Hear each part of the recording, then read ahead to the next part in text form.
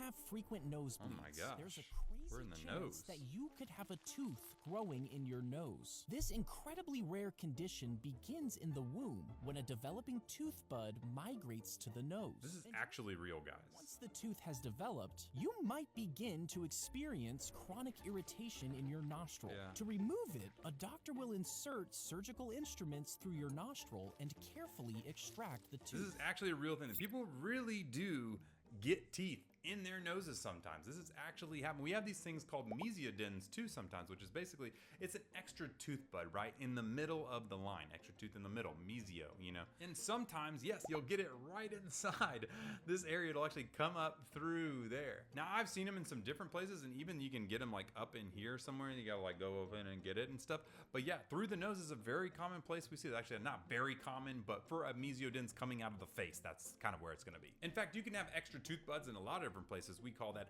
hyperdontia, where you basically have a lot of extra teeth around instead of just the ones that you have. And it's basically just random tooth buds going in random places. Do you call a doctor or a dentist for that? A lot of times you may call an oral surgeon for something like this. A dentist probably wouldn't take it on.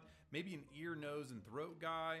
Maybe they work together sometimes. You know, that does happen where we get like cross-dependent between different doctors and we all work together. This happens a lot in like cleft lip and palate too. We work with multiple different doctors to get things like that done. Why do I not believe this? Well, you should believe it because it's true. And know a lot of you guys, people commenting in there saying like, I got a nosebleed. Do I have one of these? No, you probably don't. You would know if you had a tooth coming out of your nose. Either way, still pretty crazy.